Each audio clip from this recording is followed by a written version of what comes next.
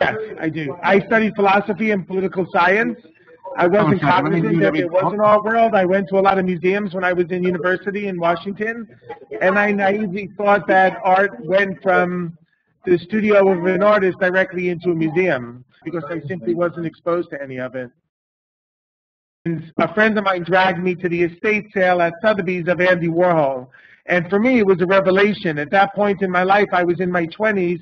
I had never been to a commercial art gallery, and the auction house was gearing up for a sale, an upcoming contemporary art sale. So for me to see the art that I had seen in the East Wing of the Smithsonian Museum, things like Cy Twombly, etc., being set up for an actual sale where the work was transacted, to me was shocking. I absolutely had no conception that there was a marketplace where art was bought and sold. I had to find an angle where I can bring something to the table to New York City and the art world. And at the time, I didn't know how I can bring a fresh approach to something that seemed to be saturated already at the time. So what I started to do, having studied German philosophy, I took the approach of beginning to learn about art through what was happening in Cologne and Dusseldorf. And incredibly, at the time, there was no art market as we know it in the UK at the time. So I just hit the ground running, and as I took a part-time job in a law firm, in between writing major briefs, I would go to Germany and visit museums, galleries, and teach myself grassroots about art. If you look, again, it's a shame that it's money that so predominates the discourse. I mean, economics is practically an art form today. It's not just a discourse about art and money. So much art has to do with money as its content, which is a bit disillusioning, but I really believe that it trickles down, and as the playing field has grown exponentially, it creates opportunities on so many different fronts for so many people to participate. And I'm cynical, but I'm tremendously idealistic and excited about the opportunities that are ahead for all of us. So, I mean, working in the art world is like being in the mafia in a certain extent, because people have such trepidation and such fear about speaking about the most basic tenets of how this whole enterprise functions. And I think people on my side that are very involved on the transactional level are very reticent to talk, because I could be very self-sabotaging if I'm revealing the machinations of some business deal that goes awry, or talking about the percentages and how these things actually function. But I almost feel compelled to share the information with people because there's no other place to get this information. It's a fickle world and a very difficult world. In a strange way, as the market gets bigger and bigger, it's a smaller and smaller group of artists that are getting celebrated. And the things that seem to be selling the most are obvious things by obvious people. It's kind of if you really look at it in a reductive way and follow the auctions, the day sales, the night sales, and what sells, you could get very depressed about it.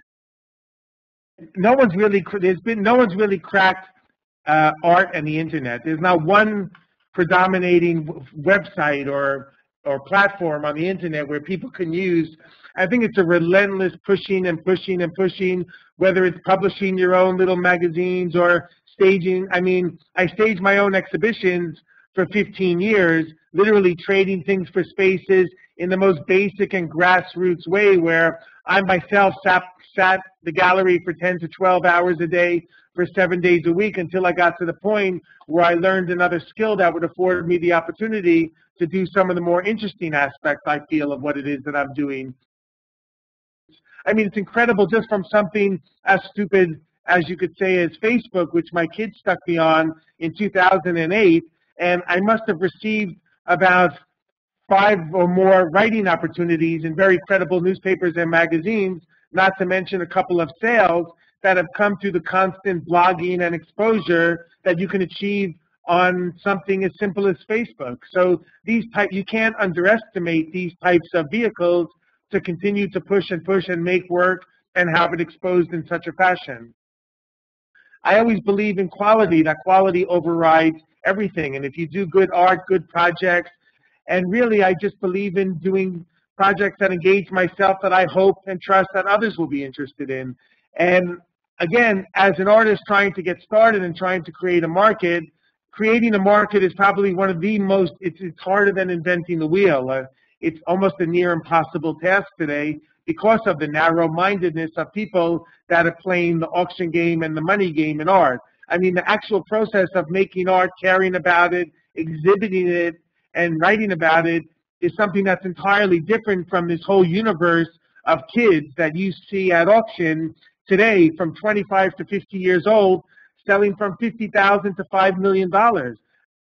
I mean, again, you would hope that art is more than just promotion and hot air.